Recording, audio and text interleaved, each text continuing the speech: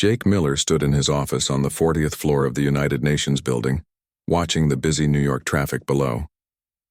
The morning sun reflected off the glass windows of nearby buildings. He had been Earth's top diplomat for 5 years, but nothing had prepared him for the message that arrived 3 days ago. The transmission came from somewhere beyond the Centauri system. It was not from any human colony. The signal was stronger and clearer than anything Earth's technology could produce. When the translation computers finished their work, the message was simple but shocking. The Galactic Council wanted to meet with humanity. Jake picked up the decoded message from his desk and read it again.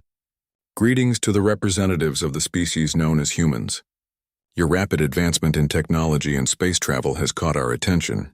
The Galactic Council of 12 races formally invites humanity to join our organization. Please send your best diplomatic team to Nexus Prime Station in the Vega system. We await your response. The message was signed by someone called Velthon, speaker for the Galactic Council. Jake had never heard of such an organization, but Earth's best scientists confirmed the message was real. The signal came from a location that matched the Vega system, 25 light-years from Earth. President Helen Rodriguez had called an emergency meeting within hours of receiving the message.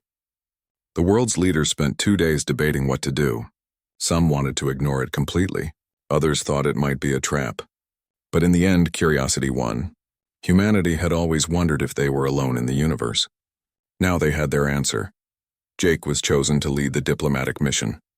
He was experienced, calm under pressure, and had successfully negotiated treaties with several Earth governments. If anyone could represent humanity to alien races, it was him. The team assembled quickly. Colonel Rick Davis would serve as military advisor. He was a decorated officer with 20 years of experience in space combat. His job was to assess any military threats and advise on security matters. Jake trusted Rick's judgment completely. Dr. Amy White joined as the science expert. She had 3 degrees in physics and had worked on humanity's most advanced space technologies. If the aliens wanted to discuss technology sharing or scientific cooperation, Amy would understand the implications better than anyone. Ben Carter rounded out the team as cultural liaison.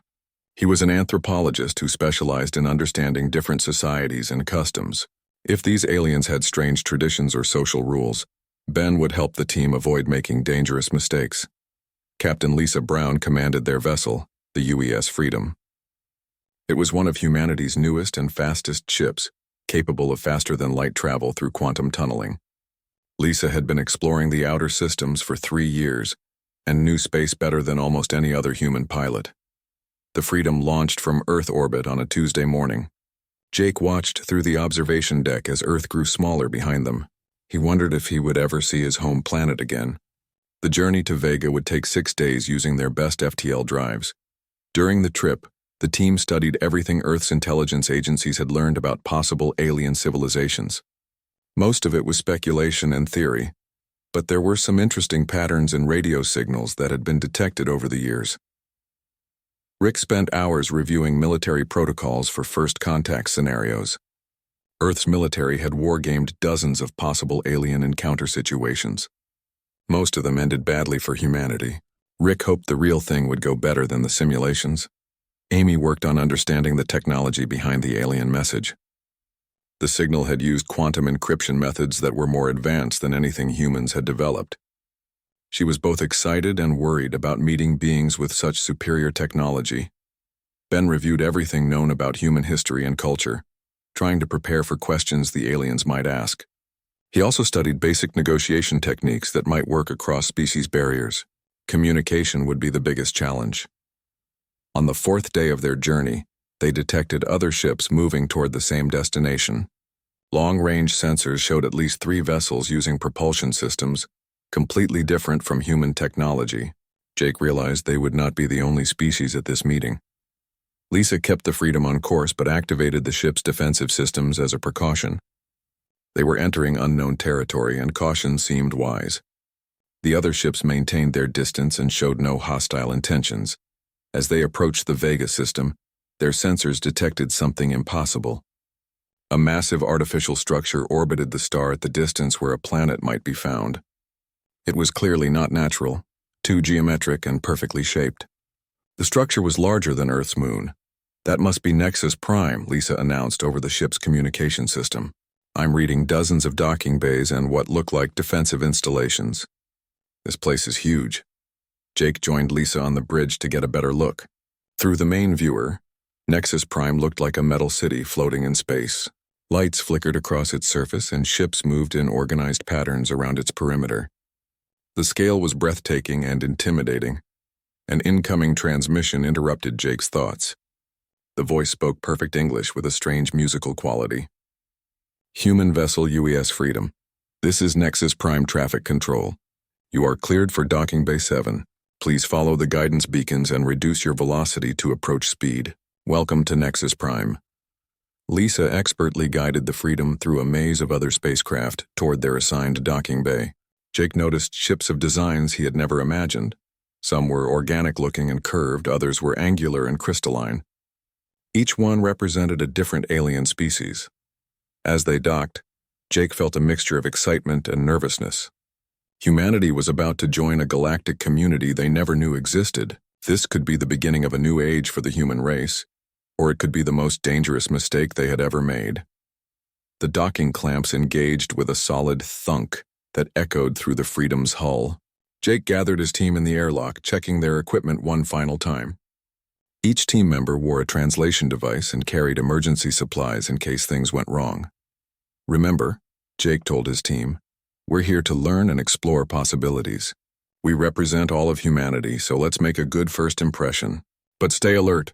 We don't know what we're walking into. Rick nodded grimly, his hand resting near his sidearm. Amy clutched her scientific equipment, eager to study alien technology. Ben reviewed his notes on diplomatic protocols one last time. Lisa would remain with the ship, ready for a quick departure if necessary. The airlock cycled open, revealing a corridor filled with breathable atmosphere. Jake stepped forward into the unknown, leading humanity's first diplomatic contact with an alien civilization. Whatever happened next would change the course of human history forever. The corridor beyond the airlock was unlike anything Jake had ever seen. The walls seemed to be made of living crystal that pulsed with soft blue light. The air smelled faintly of ozone and something sweet that reminded him of flowers. Gravity felt normal, which surprised him. A figure approached them from deeper in the corridor. It was tall, maybe 8 feet, and appeared to be made of the same crystalline material as the walls. Light moved through its translucent body in patterns that might have been a form of communication. When it spoke, the words came from a device around what might have been its neck. Greetings, humans. I am Velthon, speaker for the Galactic Council. We have been expecting you. The voice was melodious but somehow artificial, clearly filtered through a translation system. Please follow me to your quarters. We have much to discuss. Jake stepped forward and offered what he hoped was a friendly gesture. I am Ambassador Jake Miller, representing Earth and humanity. This is my diplomatic team. He introduced each member, watching carefully for Velthon's reaction. Velthon's body flickered with what seemed like approval. You are most welcome, Ambassador Miller. Your species has achieved much in a very short time. The Council is eager to learn more about human capabilities and offer you the benefits of membership in our organization. They walked through corridors that curved and branched in ways that seemed to follow no human logic. Other beings moved past them, some floating, others walking on multiple legs, and a few that seemed to flow like liquid. Jake tried not to stare, but the variety of life forms was incredible. How many species belong to the Council? Amy asked, her scientific curiosity overriding diplomatic protocol. 12 primary races currently hold full membership, Velthon replied. Many others serve in supporting roles. The Council has maintained peace and prosperity in this galaxy for over 10,000 of your years. They arrived at a section that Velthon identified as the diplomatic wing. Their quarters were spacious and comfortable, clearly designed to accommodate human needs. The furniture was the right size, the lighting was warm, and the temperature felt perfect. How do you know so much about human requirements? Ben asked suspiciously. Velthon's body pulsed with colors Jake was learning to interpret as amusement. The Council has been observing your species for some time. Your rapid development has been most interesting to study. Jake felt a chill at those words. Being observed without their knowledge was not reassuring. For how long have you been watching us? Since you first achieved nuclear technology. It is standard procedure to monitor developing species. We must ensure they do not pose a threat to galactic stability. Velthon's tone remained friendly, but there was something cold underneath. Rick's jaw tightened at the word threat. His military training was telling him to be very careful about what they revealed to these aliens. A smaller being approached them as Velthon prepared to leave. This one looked like an insect the size of a human, with multiple arms and compound eyes that seemed to look in all directions at once. This is Zach Thule of the Zephyrian Collective, Velthon explained. He will serve as your guide and help you understand council procedures. The formal discussions will begin tomorrow. After Velthon departed, Zach Thule led them on a tour of their section of the station, the insectoid being moved in quick, jerky motions and spoke in a rapid, buzzing voice that the translator had difficulty keeping up with.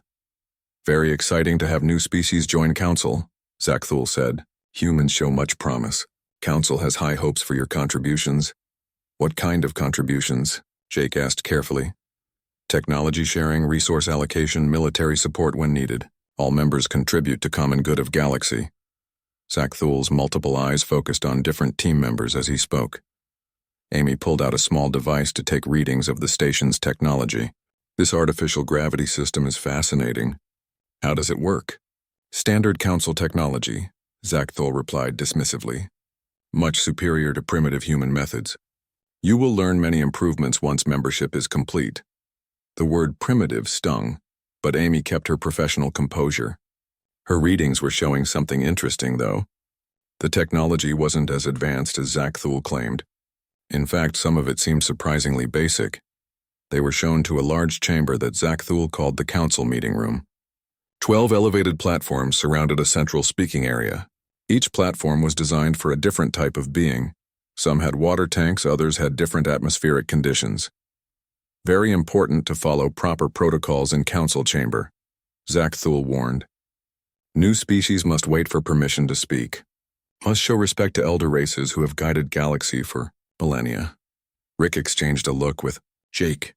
The military man was picking up undertones that suggested this wasn't going to be a meeting of equals. During their private time that evening, the team gathered in Jake's quarters to discuss their first impressions. Amy had been analyzing the technology she had observed throughout the day. Something doesn't add up, she told the others quietly. Their gravity generators are actually less efficient than our latest designs.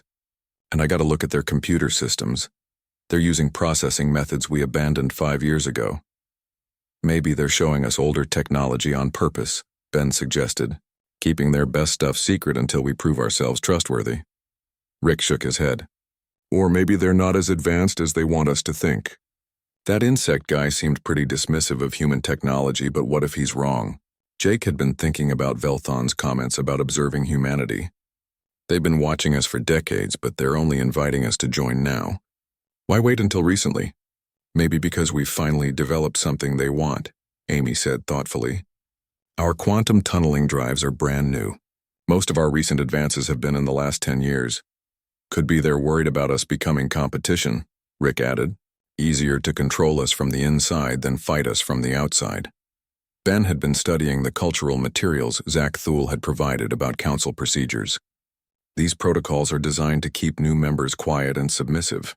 Everything has to be approved by the senior races. New species don't get equal votes for at least a century.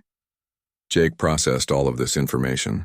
His diplomatic instincts were telling him to be very cautious about any agreement with the council. We need to learn more before we make any commitments. Tomorrow's meeting should be interesting. That night, Jake lay in his assigned quarters staring at the ceiling. Through the transparent walls, he could see the stars outside Nexus Prime. Earth was somewhere out there, 25 light-years away. Millions of humans were going about their daily lives, unaware that their future might be decided by conversations in this alien space station. He thought about human history and all the times his species had encountered more powerful civilizations. The results were rarely good for the less advanced group. Native Americans, African tribes, isolated island cultures. Contact with technologically superior societies usually meant loss of independence and cultural destruction, but humans had also shown an unusual ability to adapt and overcome challenges. They had survived ice ages, plagues, wars, and natural disasters. Maybe this time would be different. Maybe they could find a way to benefit from Galactic membership without losing what made them human. Jake finally fell asleep wondering if he was about to negotiate humanity's greatest triumph or its final surrender. Tomorrow's formal discussions would begin to provide answers to questions he wasn't sure he wanted to ask. The council chamber was more impressive in person than it had appeared during their tour. Jake entered wearing his best diplomatic suit, flanked by his team members. The 12 elevated platforms surrounded them like ancient judges preparing to pass sentence on humanity's future. Velthon occupied the highest platform, his crystalline form reflecting lights that seemed to communicate with other council members. To his left sat a being that looked like a living tree with multiple faces carved into its bark. On the right, a creature that appeared to be made of flowing water moved within a transparent tank. Other platforms held equally strange beings, insectoids with razor-sharp limbs, gaseous entities contained in force fields, and reptilian creatures that watched the humans with unblinking eyes. Each represented thousands of years of galactic civilization. Ambassador Miller, Velthon's melodious voice filled the chamber. Welcome to the Galactic Council. Today we begin discussions that may lead to humanity joining our ancient brotherhood of species. Jake stepped forward into the central speaking area. Speaker Velthon honored council members. Humanity is grateful for this opportunity. We come seeking knowledge and friendship among the stars. A low rumbling sound came from one of the platforms. The translation system identified it as laughter, though not the friendly kind. The sound came from a massive creature covered in chitinous armor plates. Friendship, the creature said in a voice like grinding stone. How refreshing.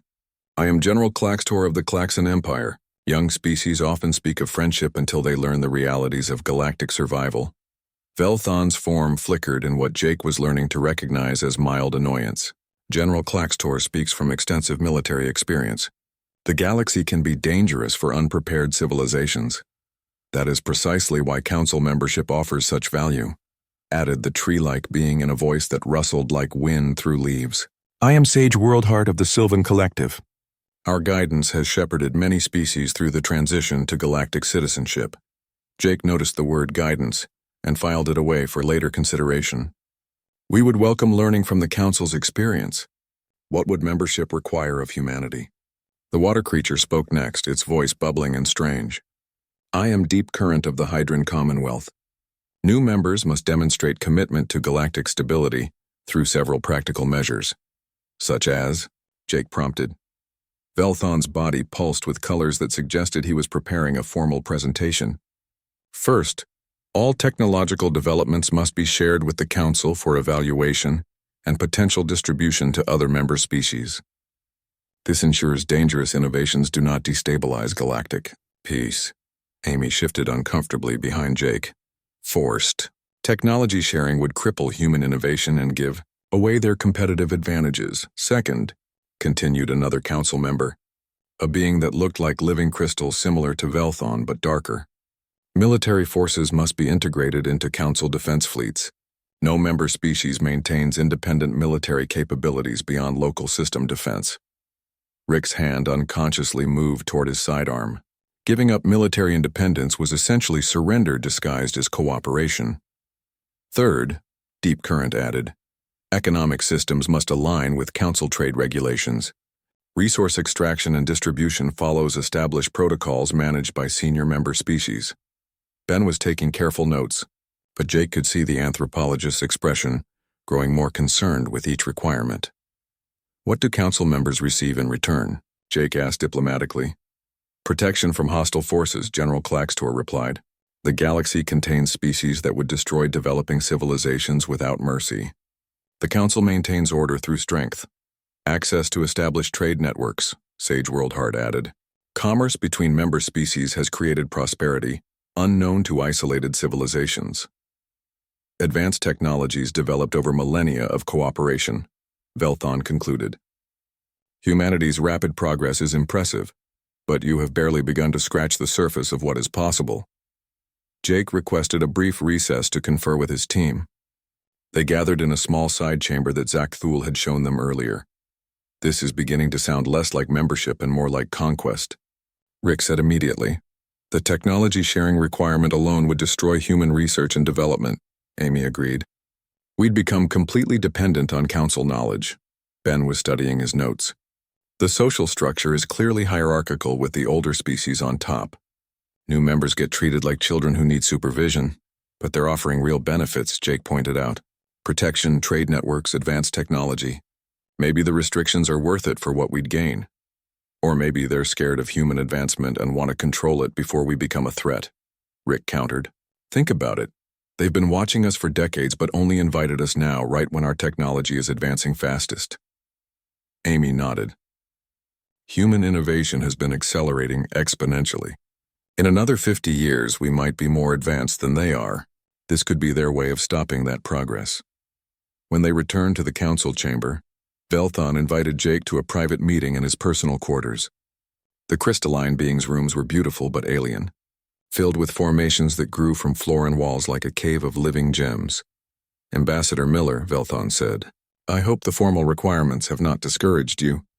The council believes humanity has great potential, but potential can be dangerous if not properly directed. Jake sat in a chair that had been provided for human visitors. What kind of danger are you concerned about? Velthon's form shifted through several color patterns before responding. Your species is unusually aggressive and innovative. These are valuable traits, but they must be channeled properly. History shows that unguided civilizations often destroy themselves or threaten others. Has humanity shown signs of being a threat to galactic peace? Not yet, Velthon admitted. But your rapid military expansion and territorial claims suggest ambitious intentions. The Council prefers to address such issues before they become problems. Jake felt a chill at the implications. And if humanity declines Council membership? Velthon was quiet for a long moment. When he spoke, his tone was carefully neutral. The Council hopes that will not be necessary to consider. Isolated species rarely thrive in the modern galaxy. Cooperation is much preferable to alternative approaches. That evening, Jake called his team together again for another private discussion. They had learned much during the day, and none of it was encouraging. They're definitely trying to control us, Rick stated flatly. That private conversation was essentially a threat wrapped in diplomatic language. Amy had been running calculations on her portable computer. I've been analyzing the technology samples they've shared. Rick's right about them being behind us in several areas. Their computer systems are particularly outdated. Which explains why they want our innovations, Ben added. They're offering us their old technology in exchange for our newest developments. Jake reviewed everything they had learned. The Council was ancient, powerful, and accustomed to being in complete control. They viewed humanity as a potential threat to be managed rather than an equal partner to be welcomed. What happens if we say no? He wondered aloud. Based on that conversation with Velthon, I don't think no is an option they're prepared to accept. Rick replied grimly. Amy looked up from her computer screen. There's something else. I've been monitoring energy patterns around the station. There are weapon systems here that weren't mentioned in any of the briefings we received. How powerful? Jake asked. Enough to destroy any ship trying to leave without permission. Amy answered quietly. Jake stared out the transparent wall at the stars beyond Nexus Prime. Earth seemed very far away, and humanity's future had never been more uncertain. Tomorrow they would have to give the Council some kind of answer. But none of the available options looked good. The choice was becoming clear. Submit to Council control and lose human independence, or refuse and face the consequences of defying a galactic empire that had ruled for 10,000 years. Ben Carter found himself walking alone through the diplomatic quarters late in the evening. He couldn't sleep, his mind racing with concerns about the Council's true intentions. The corridors were dimly lit during the station's night cycle, and he encountered few other beings. As he passed a junction between corridors, a low voice called out from the shadows. Human, do not turn around. Do not show alarm. Continue walking, but listen carefully. Ben's training in anthropology had taught him to recognize when someone was trying to communicate secretly. He kept walking at the same pace, appearing casual while straining to hear more. Meet me in observation deck 7 in 10 minutes. Come alone. Tell no one. This concerns your species' survival. Ben felt his heart racing but forced himself to maintain normal behavior. He wandered seemingly randomly through the diplomatic section until he found observation deck 7. It was a small chamber with transparent walls showing the stars outside Nexus Prime. A figure emerged from behind one of the support pillars, It was roughly humanoid but covered in scales that shifted color in the dim light. The being was shorter than Ben but powerfully built, with eyes that glowed faintly in the darkness. "I am Vexka of the Saurian Republic," the being said in accented but clear English. "My people joined the Council 200 years ago. We made the same mistake your species is about to make." Ben looked around nervously. "Is it safe to talk here?" "Safer than your quarters, which are certainly monitored.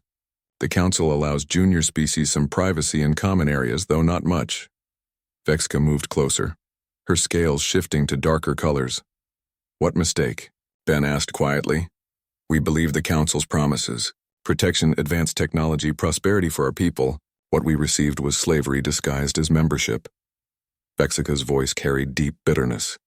Ben felt his worst fears being confirmed. "What happened to your people?" "Our best scientists were recruited to work on Council projects on distant worlds. Our military was dissolved and replaced by Council forces. Our government became a puppet administration that follows Council orders." Vexka's eyes blazed with anger. "But you're here, representing your species." "I represent what the Council allows us to appear to be. True Saurian leadership exists in exile, hiding in the outer systems." Vexka pulled out a small device that looked like a crystal pendant. "This scrambles most Council surveillance. We can speak more freely." Ben activated his own recording device, hoping to capture this conversation for Jake and the others. "How many other species are in similar situations?" "More than half of the Council's so-called member species. The Nebulites, the crystalline collectives, the hive worlds, all reduced to resource suppliers and labor pools for the original 12 races." "The original 12? The species that founded the Council 10,000 years ago. They maintain control through technology restrictions, economic dependence, and military occupation when necessary." Vexka's scales shifted to patterns that might have indicated sadness. Ben was frantically trying to process all this information. "Why are you telling me this? What do you want from humanity?" "Because humans might be different. Your species has something we lost. The ability to say no to superior force and make it stick." Vexka moved to the observation window, looking out at the stars. "What do you mean?" "Every species the Council has absorbed followed the same pattern. Initial resistance followed by gradual acceptance of Council authority. But human history shows unusual stubbornness. You fight hopeless battles and sometimes win them." Ben thought about human military history, the defeats that became victories through sheer refusal to surrender. "You want us to resist the Council? I want you to survive as an independent species. If you can do that, you might provide hope for the rest of us." Vexka turned back to face him. "But you need to understand what you're up against." Vexka pulled out another device, this one displaying a three-dimensional map of local space. "The Council controls over 40 star systems directly, with puppet governments in twice that many. Their military is vast and experienced." "How vast?" "Thousands of warships, battle stations in every major system, and manufacturing capacity that dwarfs anything humanity possesses." The display showed red dots representing Council military assets. There were far too many to count. Ben felt despair creeping over him. "Then resistance is hopeless, perhaps, but the Council has weaknesses. They've grown complacent after millennia of unchallenged rule. Their technology has stagnated because they suppress innovation from member species, and their control depends on fear and ignorance." Vexka manipulated the display to show different information. More importantly, their empire is held together by the myth of invincibility. If one species successfully defied them, others might follow. "You said human technology might be more advanced than theirs?" "In some areas, yes. Your quantum tunneling drives are superior to Council FTL systems. Your computer technology is decades ahead of theirs. Your military tactics are innovative where theirs are traditional." Vexka's scales brightened with what might have been hope. Ben was taking mental notes of everything Vexka revealed. "What advice would you give humanity?" "Do not trust any Council promises. Do not reveal your full technological capabilities, and prepare for war, because if you refuse membership, they will try to force it on you." Another figure approached the observation deck, a being that seemed to be made of swirling gases contained in a humanoid force field. Vexka tensed but then relaxed as the newcomer activated a similar scrambling device. "This is drift essence of the Nebulite Confederacy," Vexka explained. "Another victim of Council expansion." The gaseous being spoke in a voice like wind through canyons. Human representative, my people were once masters of atmospheric engineering and energy manipulation. Now we mine gases for council industrial projects while our children are educated on council worlds and never return home. How many species want to break free from council control? Ben asked. Most of the junior members and several of the intermediate ones, Drift Essence replied. But we lack the military capability to resist, and we cannot coordinate resistance while under council surveillance. Vexka added, that is why humanity represents such an opportunity. You are still independent, still capable of choosing your own path. If you could establish a power base outside council space, you might provide a rallying point for resistance. Ben realized the full implications of what they were suggesting. You want humanity to become the center of a galactic rebellion. We want humanity to survive, Vexka corrected. If that survival happens to inspire others to seek their own freedom, so much the better. Drift Essence began to fade, indicating the meeting was ending. Be very careful, human. The council has destroyed entire species that refuse their offers, but they have never faced a species like yours. Vexka prepared to leave as well, but first handed Ben a small data crystal. This contains detailed information about council military capabilities and the locations of other dissatisfied species. Hide it well. Discovery would mean death for all of us. Ben palmed the crystal, feeling its weight like a stone in his hand. How can we contact you if we need to? You cannot. But if humanity chooses resistance, we will find you. Vexka's scales shifted to camouflage patterns. Remember, the council fears change above all else. That fear can be turned into a weapon. Ben made his way back to the human quarters, his mind reeling from everything he had learned. The galactic situation was far worse than any of them had imagined. The council wasn't just a governing body. It was an imperial system that had enslaved dozens of species over thousands of years. But there was hope. Other species were waiting for someone to lead resistance against council tyranny. Humanity might have the technological advantages and cultural stubbornness to succeed where others had failed. The question now was whether Jake and the others would be willing to risk everything on the slim chance that humanity could defy a galactic empire and survive the attempt. Ben clutched the data crystal in his pocket and hurried toward Jake's quarters. Some conversations couldn't wait until morning. The next morning brought what Zach Thule called a cultural exchange presentation. Jake and his team were escorted to a smaller chamber adjacent to the main council hall. The room was designed like an amphitheater, with the humans seated in the center, while council members observed from elevated positions around them. Today we learn about human civilization, Velthon announced. Knowledge and understanding are the foundations of successful cooperation. Jake felt uneasy about being the center of attention, but diplomatic protocol required participation. We're happy to share information about our species and culture. What followed felt more like an interrogation than a cultural exchange. The questions started simply enough. Human history, government structure, social customs. But gradually they became more specific and concerning. Tell us about human military organization, requested General Claxtor. Your species seems unusually focused on warfare preparation, Rick answered carefully, providing general information while avoiding specific details about Earth's defense capabilities. But the questions kept coming, each one more probing than the last. High Arbiter Zelquin of the Hydrons spoke next, her watery form shifting within its containment field. Human expansion into space has been remarkably rapid. What territorial claims does your species intend to pursue? Humanity seeks peaceful exploration and colonization of uninhabited systems, Jake replied diplomatically. We have no hostile intentions toward other species. Sage Worldheart rustled his bark-like skin. Yet human military exercises suggest preparation for large-scale conflict. Why does a peaceful species require such extensive combat training? Amy shifted uncomfortably. The council seemed to know far too much about human activities for casual observation. Military preparedness is a precaution, she said.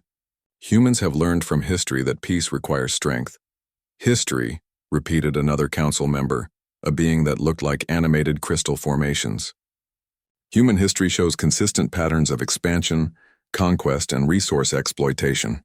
What assurance do we have that these patterns will not continue in space? Ben felt his anthropological training raising red flags.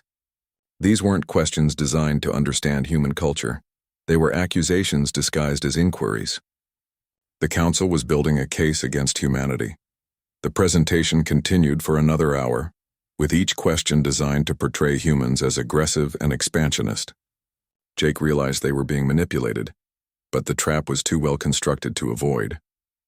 Finally, High Arbiter Zelquin activated a holographic display that filled the chamber. "We have prepared evidence to support our concerns about human expansion patterns." The display showed recordings of human military exercises, space exploration missions, and colonial expansion efforts. Each clip was edited to emphasize the military aspects while downplaying peaceful intentions. "These recordings show systematic preparation for interstellar warfare," Zelquin stated. "Human forces practice assault tactics, orbital bombardment, and planetary invasion scenarios." "Those are defensive exercises," Rick protested. "Standard military training for any spacefaring civilization." "Are they?" General Claxtor's chitinous plates rattled with what might have been amusement. "Your forces practice offensive operations far from Earth. This suggests expansion plans beyond simple defense," Jake's diplomatic training told him. They were witnessing a carefully orchestrated presentation designed to justify predetermined conclusions. "Where did you obtain these recordings?" "The Council maintains monitoring systems throughout this region of space," Velthon replied smoothly. "Observation of developing species is necessary for galactic security." Amy realized the full implication. "You've been spying on us for decades without our knowledge or consent." "Observation," Velthon corrected. "And it has revealed concerning patterns that require Council intervention." The holographic display shifted to show economic and industrial data about Earth and human colonies. Production figures, resource extraction rates, and population growth statistics appeared in the air around them. "Human industrial expansion exceeds sustainable levels," Sage Worldheart declared. "Resource consumption patterns indicate plans for massive population growth and territorial expansion." Ben found his voice despite his growing anger. "Humans are simply trying to build better lives for their families. Growth and development are natural for any successful species. Growth without limits leads to conflict," Zelquin replied. "The Council has seen this pattern countless times. Unchecked expansion inevitably threatens galactic stability." Jake was beginning to understand the full scope of the trap. The Council had been gathering evidence against humanity for years, preparing justifications for forced intervention. "This wasn't a membership interview, it was a trial. What exactly are you proposing?" he asked directly. Velthon's crystalline form pulsed with colors that suggested satisfaction. "Given the evidence of human aggressive tendencies, the Council requires additional safeguards beyond normal membership requirements, such as immediate cessation of all military expansion beyond your home system, placement of Council monitoring stations in Earth orbit and at all human colonies, direct Council oversight of human government and military operations." Rick stood up angrily. "That's not membership, that's occupation." General Claxtor's plates clattered more loudly. "It is protection both for humanity and for the galaxy. Young species often require guidance to avoid self-destruction." Jake felt the walls closing in around them. "And if humanity refuses these requirements?" The chamber fell silent for several long moments. When Velthon finally spoke, his tone was regretful but firm. "The Council cannot permit hostile species to threaten galactic peace. Alternative measures would become necessary." Amy had been quietly analyzing the chamber during the presentation. Now she leaned close to Jake and whispered urgently, "The energy readings I'm detecting, they're powering containment fields around us. We're trapped in here." Jake looked around more carefully and realized she was right. The walls were showing signs of force field generation, and the exits had been sealed without them noticing. The cultural exchange had become a detention. "I need to consult with my government before responding to these proposals," Jake said formally. "Of course," Velthon replied, "but communications beyond this station are temporarily restricted, while Council security reviews your status. We cannot risk intelligence about our discussions reaching potentially hostile forces." The trap was complete. They were prisoners, cut off from Earth and facing impossible choices. Accept Council domination or be branded as galactic threats deserving whatever punishment the Council chose to inflict. Rick was calculating distances to possible exits and counting potential hostiles. Amy was running sensor sweeps to identify the containment systems. Ben was studying council members' body language for signs of weakness or dissent. Jake was thinking about the data crystal hidden in Ben's quarters and the conversations with Vexka and Drift Essence. Other species had faced this same choice and lost their independence. But those species hadn't been human. We understand the Council's concerns, Jake said carefully. However, such significant changes require careful consideration and approval from Earth's government. Naturally, Velthon agreed. You have until tomorrow to provide your answer. The Council hopes humanity will choose cooperation over confrontation. As they were escorted back to their quarters under heavy guard, Jake caught Rick's eye. The military man gave an almost imperceptible nod. He was ready for whatever decision Jake made. Amy squeezed Jake's arm gently, conveying her support without words. Ben walked in thoughtful silence, probably planning how to share the information from the crystal. That evening, as council guards monitored their quarters, Jake realized that humanity's first contact with galactic civilization had become a fight for survival. Tomorrow they would have to choose between submission and rebellion. The choice would determine whether humans joined the ranks of subjugated species or became the spark that ignited a galaxy-wide war for freedom. Either way, there was no going back to the simple dream of peaceful cooperation among the stars. Jake sat in his quarters staring at the data crystal Ben had retrieved from its hiding place. The information it contained painted a picture of galactic tyranny that was even worse than their worst fears. Detailed military analyses, locations of subjugated species, and evidence of systematic oppression spanning thousands of years. We have to get this information to Earth, Amy said quietly, studying readouts on her portable scanner. The containment fields around our quarters are blocking all standard communications, but they might not know about our quantum entanglement system. Rick was examining the room for surveillance devices. Found 6 audio monitors and 4 visual sensors. They're watching everything we do. Ben had been studying the cultural files from the crystal. According to this data, every species that accepted council membership under these conditions lost their independence within 50 years. Some were completely absorbed into other civilizations. Jake made his decision. Amy, can you set up the quantum communicator without them detecting it? Maybe. The technology is based on principles they don't seem to understand. But I'll need a distraction to mask the energy signatures. Rick smiled grimly. I can provide a distraction. Been wanting to test their security responses anyway. 20 minutes later, Rick created a commotion by attempting to force open the sealed exit from their quarters. Alarms sounded throughout their section of the station as guards rushed to respond to the apparent escape attempt.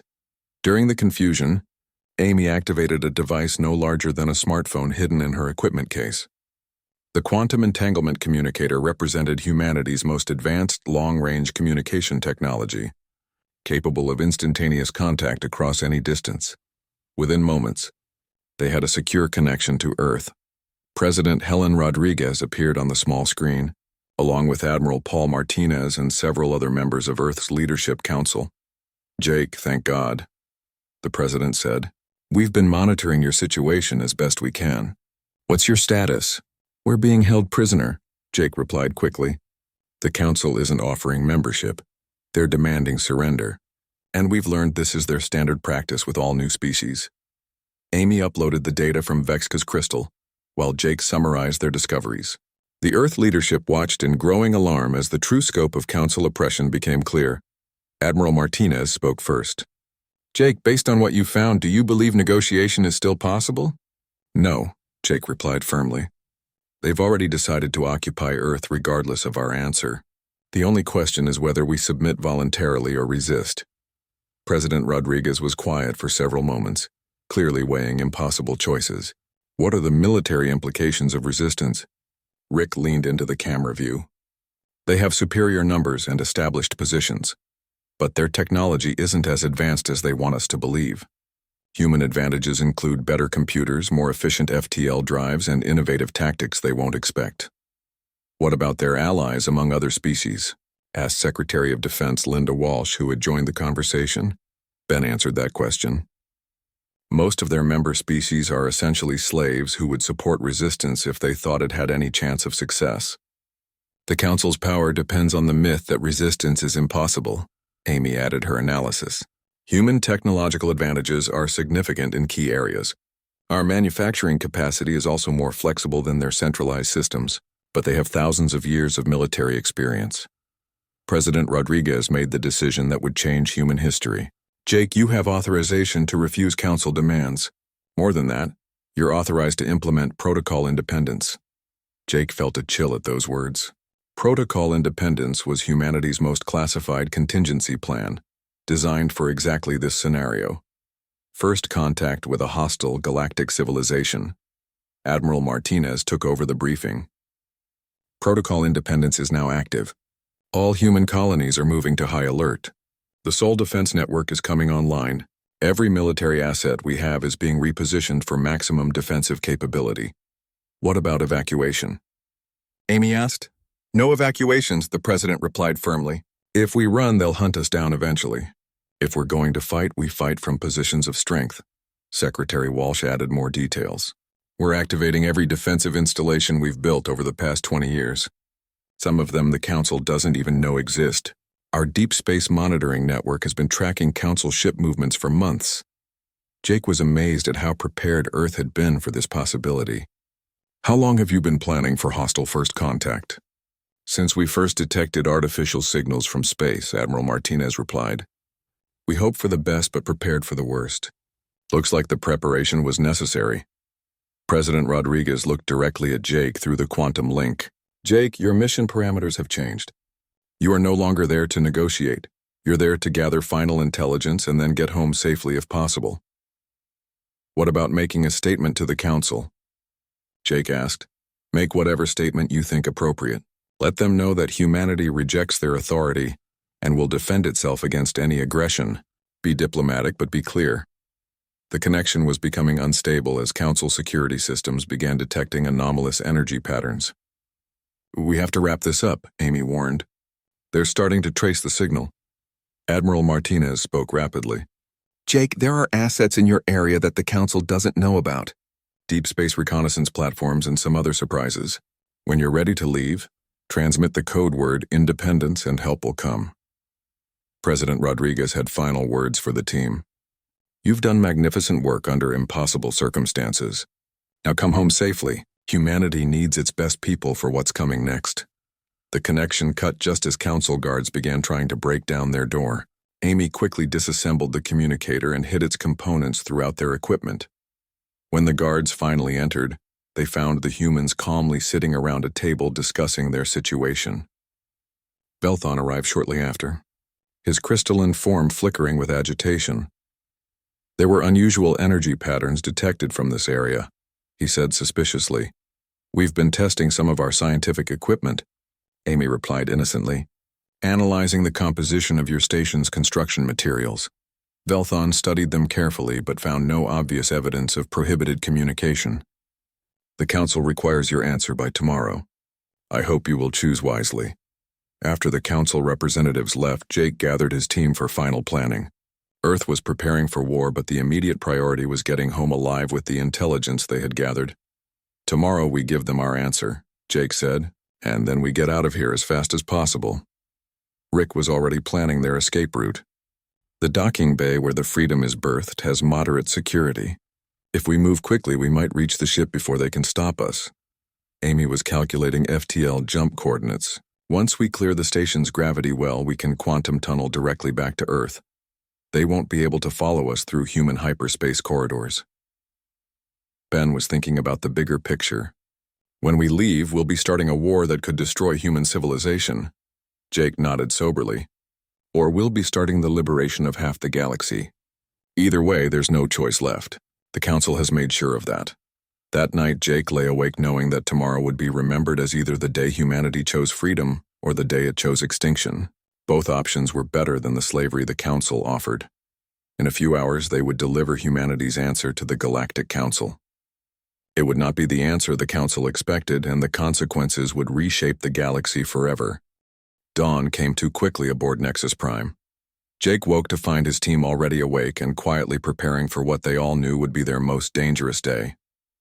Each person moved with careful precision, checking equipment and mentally rehearsing escape plans.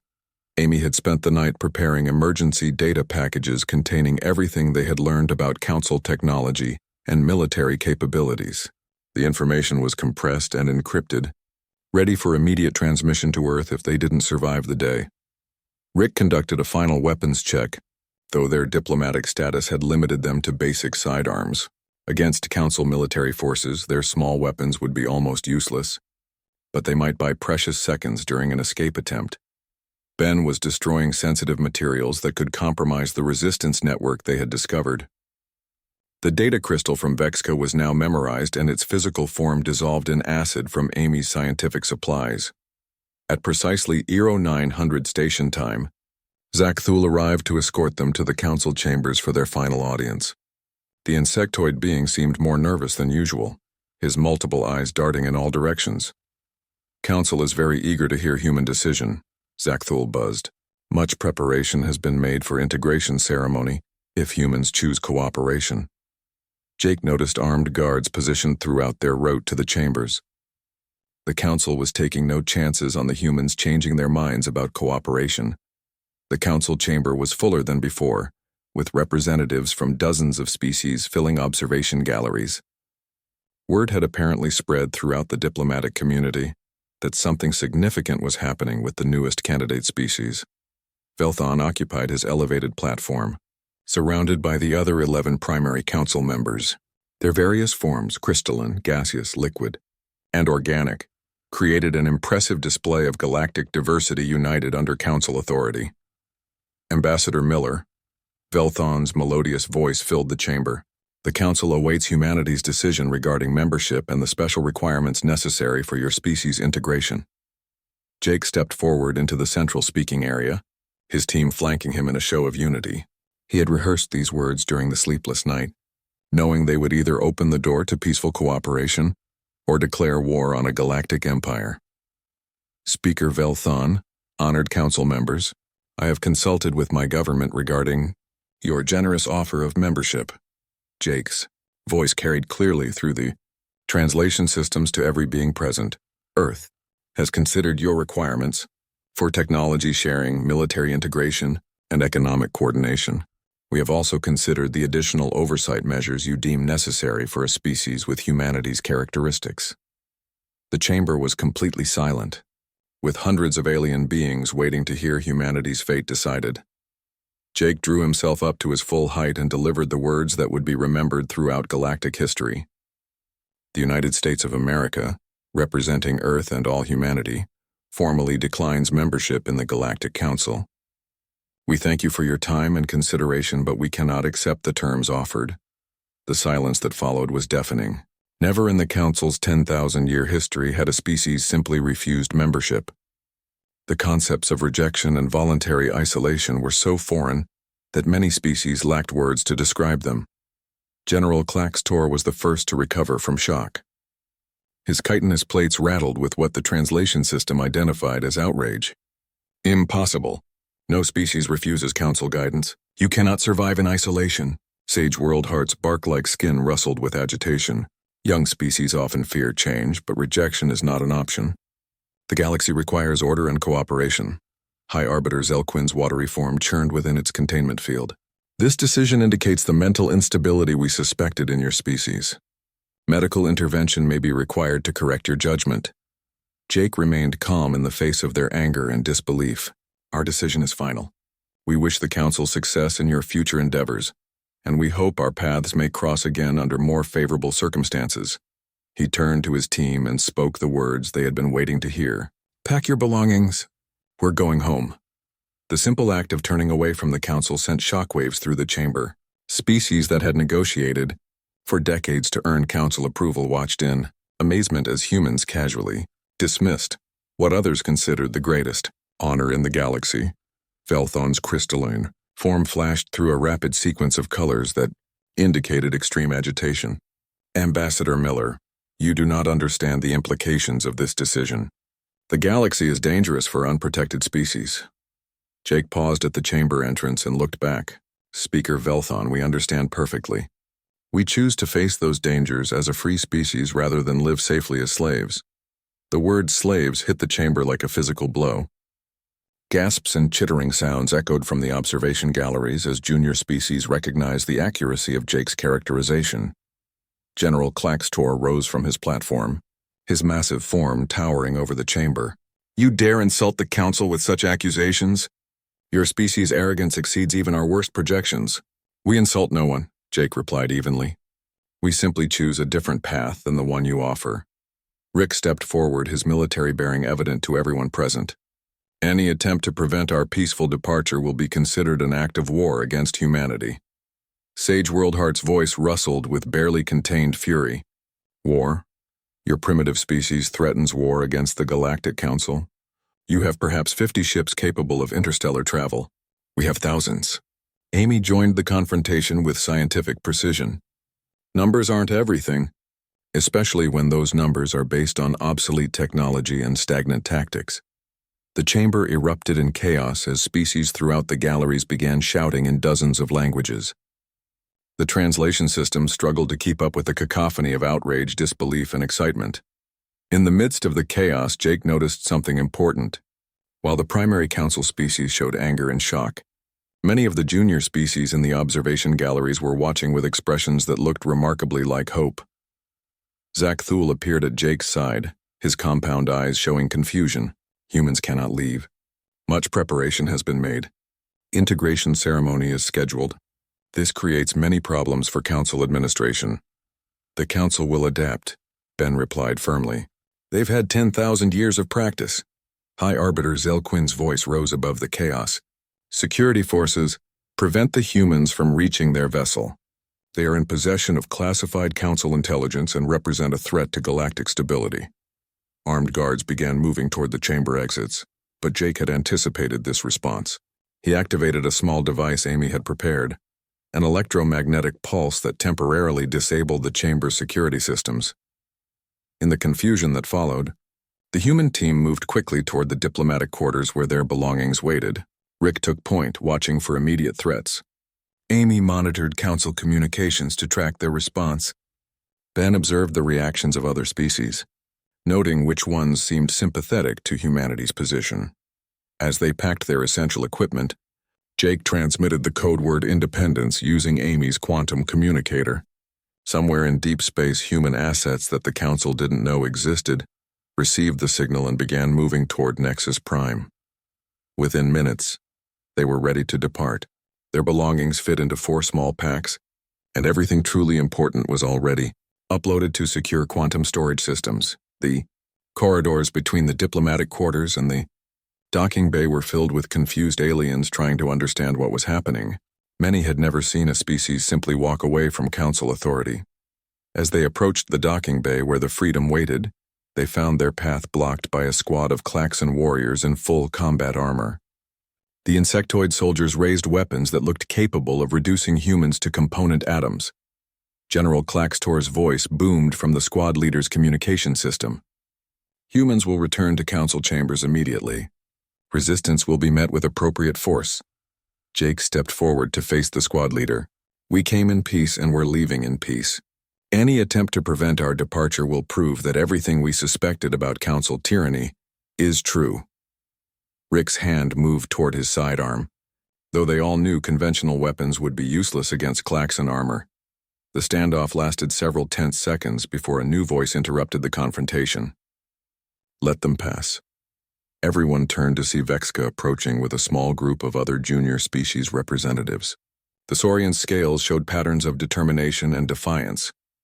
"By what authority do you interfere with council security operations?" the Klaxon squad leader demanded. "By the authority of species who remember what freedom feels like," Vexka replied. She looked directly at Jake. "Go quickly, humans. Show the galaxy that resistance is possible."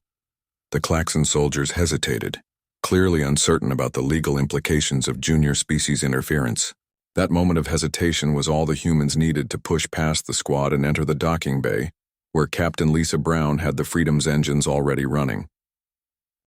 The Freedom launched from Nexus Prime under emergency power, racing away from the massive space station as Council security forces scrambled to respond. Captain Lisa Brown pushed the engines beyond their normal limits, knowing they had only minutes before Council warships could intercept them.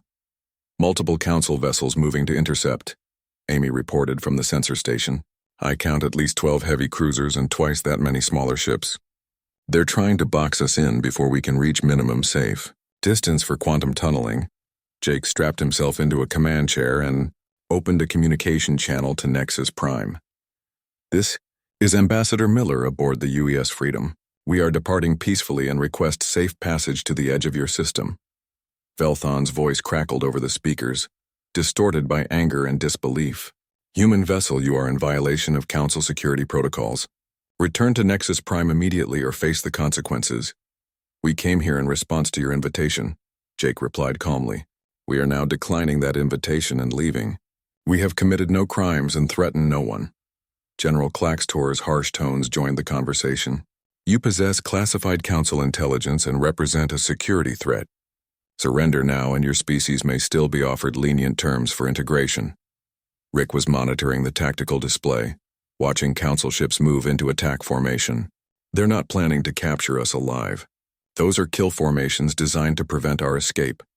Lisa pushed the Freedom's engines harder, racing toward the system's outer boundary where they could safely engage their quantum tunnel drive. 2 minutes to minimum safe distance, but they're going to intercept us before we get there. Just as the situation seemed hopeless, new contacts appeared on their sensors. 3 ships of unknown configuration dropped out of hyperspace directly between the Freedom and the pursuing Council forces. "Unknown vessels, identify yourselves and state your intentions," came a transmission from the Council fleet. The response surprised everyone. "This is Captain Vexus Tal of the Saurian Republic Navy. We are conducting a training exercise in this system. Human vessel, you are cleared to proceed." More ships began appearing: nebulite cloud riders, crystalline shard ships, and vessels from half a dozen other junior species. Within minutes, nearly 40 non-Council ships had positioned themselves to shield the Freedom's escape. Jake opened a communication channel to the Saurian vessel. "Captain Vextal, this is Ambassador Miller. We appreciate your assistance but don't want to cause an incident." "Ambassador, there is no incident. These are routine military exercises conducted by sovereign species in neutral space. The Council has no authority to interfere." General Claxtor's voice roared over the communications network. "This is conspiracy and rebellion. All vessels will stand down immediately." "We recognize no Council authority over our military operations," replied a nebulite commander. "Our exercises will continue as scheduled." The Council forces found themselves facing an unprecedented situation. Junior species had never before coordinated resistance to Council authority. The rules and protocols of 10,000 years provided no guidance for handling organized defiance. Lisa took advantage of the confusion to reach minimum safe distance for quantum tunneling. Coordinates locked for Earth, initiating quantum tunnel drive. Space around the Freedom twisted as the ship entered the quantum tunnel that would carry them back to human space. The last thing they saw was Council ships turning to face the unexpected alliance of junior species that had made their escape possible. The journey back to Earth took 3 days through quantum space, corridors that Council ships couldn't follow. During the trip, Jake and his team compiled comprehensive reports on everything they had learned about Council technology, politics, and military capabilities. "The resistance network is larger and better organized than we hoped," Ben reported.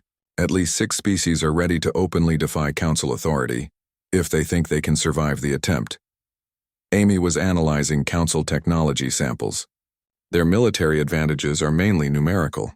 In a straight technology comparison, humanity is superior in most categories. The problem is their manufacturing capacity and established infrastructure. Rick was developing tactical assessments. "If we can deny them the initiative and force them to fight on our terms, we have a chance. The key is preventing them from using their numerical superiority effectively." When they reached Earth orbit, they found humanity's home system transformed.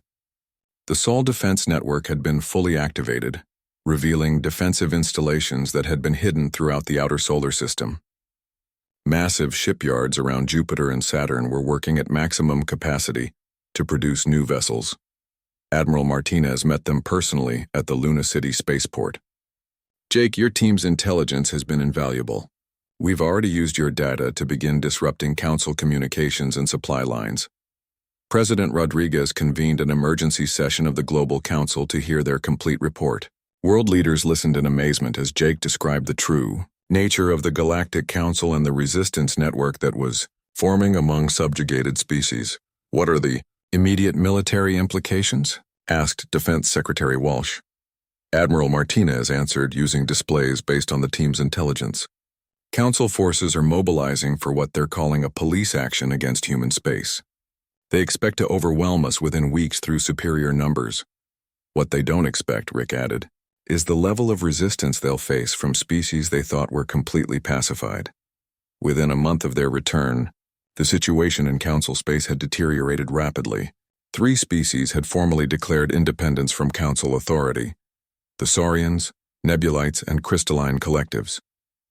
Others were providing covert support to resistance activities. Jake found himself appointed as Earth's first ambassador to the Free Worlds Coalition, a growing alliance of species seeking independence from Council control.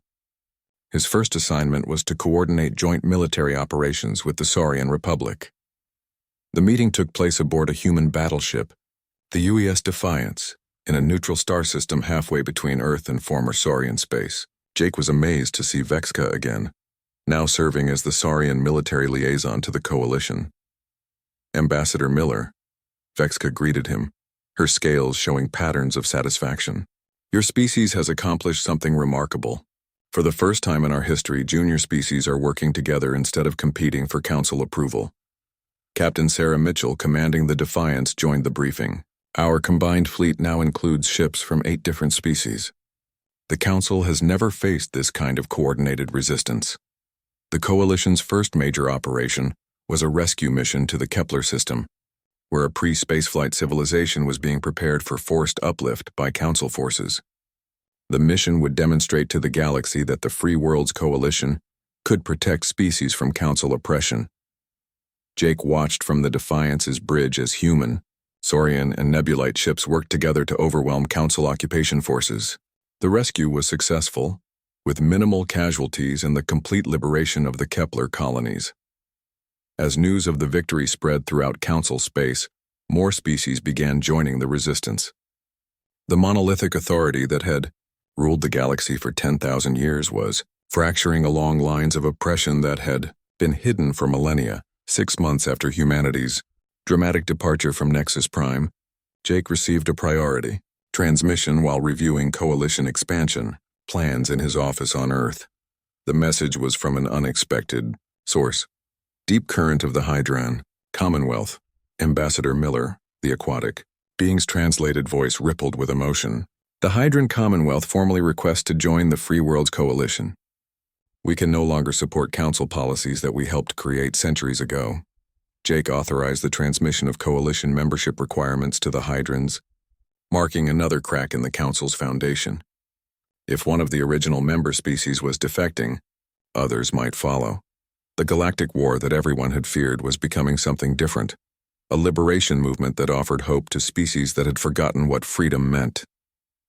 The Council still possessed superior numbers and established infrastructure, but they were fighting an idea now instead of just military forces. Jake often thought about that moment when he told the Galactic Council that humanity chose freedom over safety. The decision had started a chain reaction that was reshaping the galaxy, and there was no way to predict where it would end. But one thing was certain: the age of Council dominance was ending, and a new era of cooperation between truly free species was beginning. Humanity had given the galaxy a gift it didn't even know it wanted: the courage to say no to tyranny and make it stick. In his final report to President Rodriguez, Jake wrote, "Humanity's rejection of Council membership has proven that freedom is contagious. Species throughout the galaxy are remembering what it means to choose their own destiny. Whatever challenges lie ahead, we have shown that resistance to oppression is not only possible but inevitable." The galaxy would never be the same, and that was exactly what the Free Worlds Coalition intended.